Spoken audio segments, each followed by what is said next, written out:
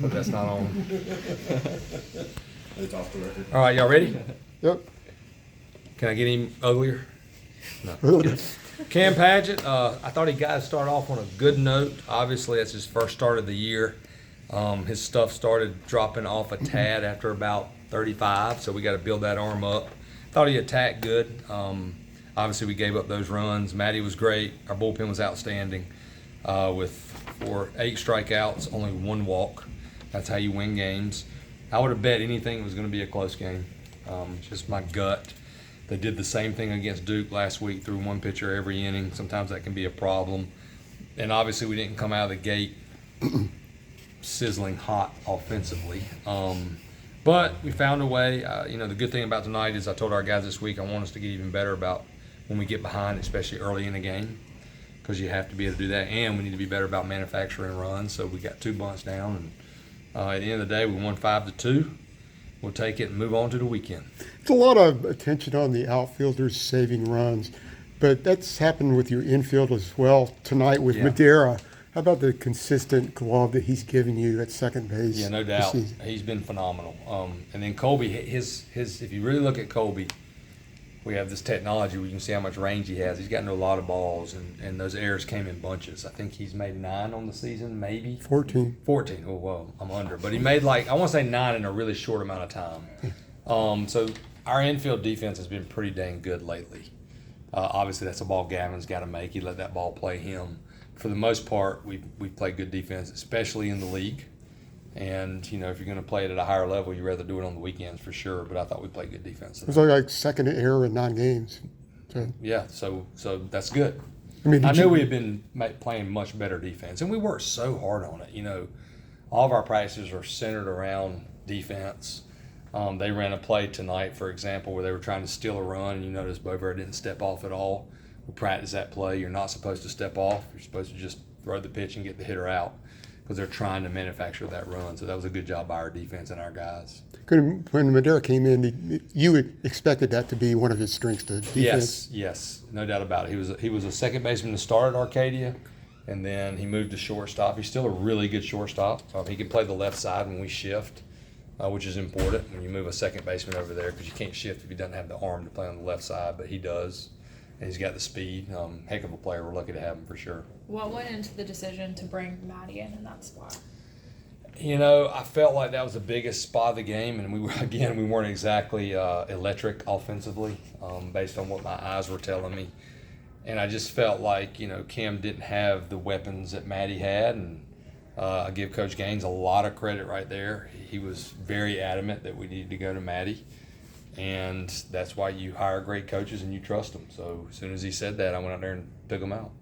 Talking about the shift, Vance's speed, hit into the shift tonight, but got the ground ball single. What does that just say to him, even though they're giving him the shift? It just tells you that how hard he hits the ball and the pressure he puts on the defense.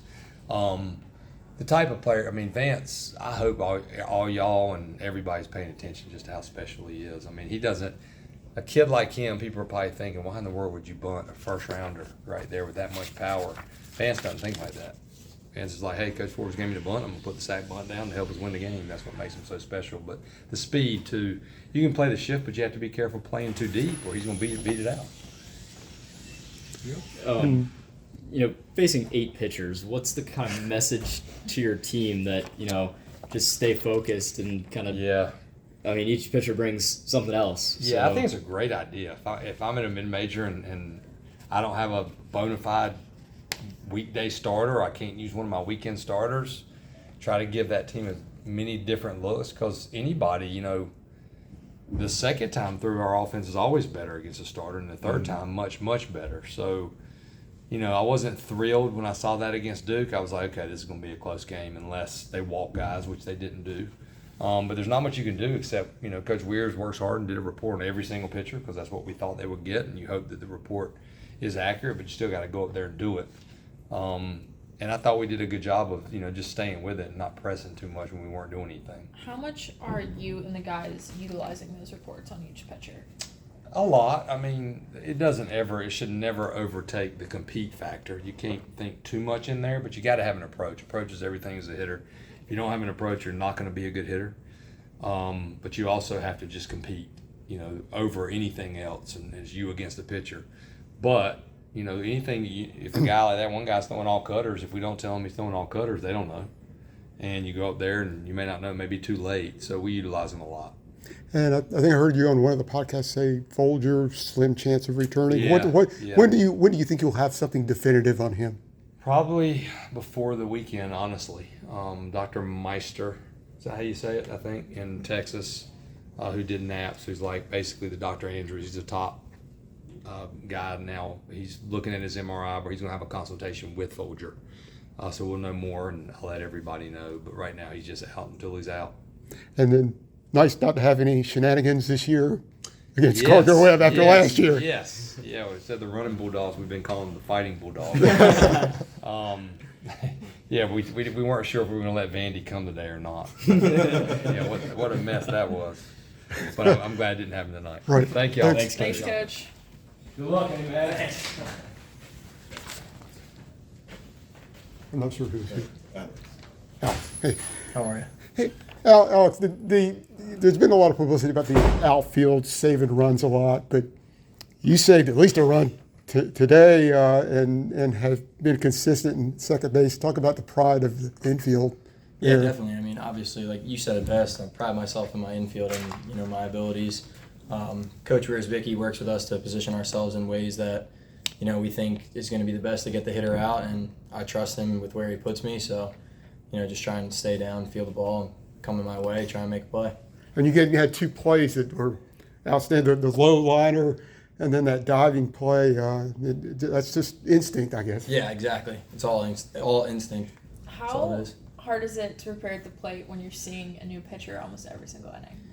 I mean, it's definitely a little bit different. Obviously, we're not really used to it, but Coach Riersbicki is really good with giving us our reports and telling us exactly what he thinks is going to come. And, he tells you what to look for, and you just got to trust him, and it works out. How important is the guys ahead of you in the lineup, if they strike out, they get out relaying the information from whatever they're seeing live to you and whoever's next? Yeah, that's definitely, I think, the biggest thing for us, because we have a lot of really good communication. And I mean, I know speaking for myself, for the lefties, I look to Casey and D'Onofrio and Stevenson, and before my at bat, I'll talk to them, ask how the fastball is moving, how the changeup's moving, how you see it, and they just relay the information so well, so you know exactly what you're looking for and what part of the plate before you already get in there.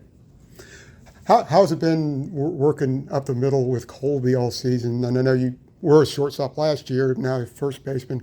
How's that chemistry going? Oh, it's been awesome. I mean, he's been great. He's shown me a lot from what I've already known, and I just love learning from him. And I think we gel really well together. Oh, thank you. Thanks. Thank you. We get him, Gav. Yeah. I have a small head. Yeah. Hey guys. Yeah. Congratulations. Thank you. Good win. Never seen a bad one, so. Heard that before. You sound just like your coach. Well, yeah, you learn a thing or two. So.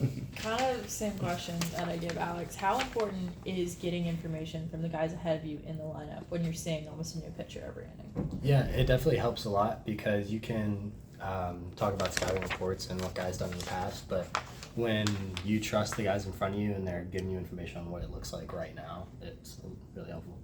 Is there anything in specific? I mean, he's right below you. Is there anything in specific you said to him tonight? Not much. Being, righties, lefty difference, I only really talk to him about the fastball because we'll tend to see different off-speed pitches. So really just let him know what the fastball is doing. What about the pride of the infield? Obviously, the one ball you like to have back, but you've been solid at third base. To talk about the infield defense all season. Yeah, it's definitely coming along. I think it's getting better every day that we get out there. Playing a new position is never easy, but they've helped me a lot and learning from the older guys as well, and just a lot of reps. So to keep getting better. You've been at second mostly, or mainly second base and shortstop throughout. When you kind of have a blip like that, what do you say something to yourself to get over it?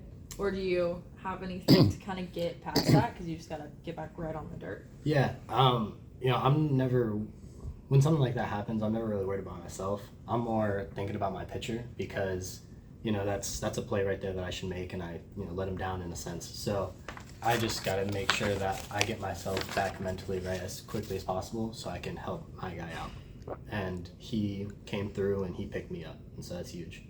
With the outfield defense that the guys have, I mean, I know at one point there was a guy on second, didn't even try to tag out to third because Vance got the ball in shallow center. How important in holding the run game is having those three guys in the outfield? It's huge because obviously you see we have three of the best arms in the outfield, but also three of the best defenders.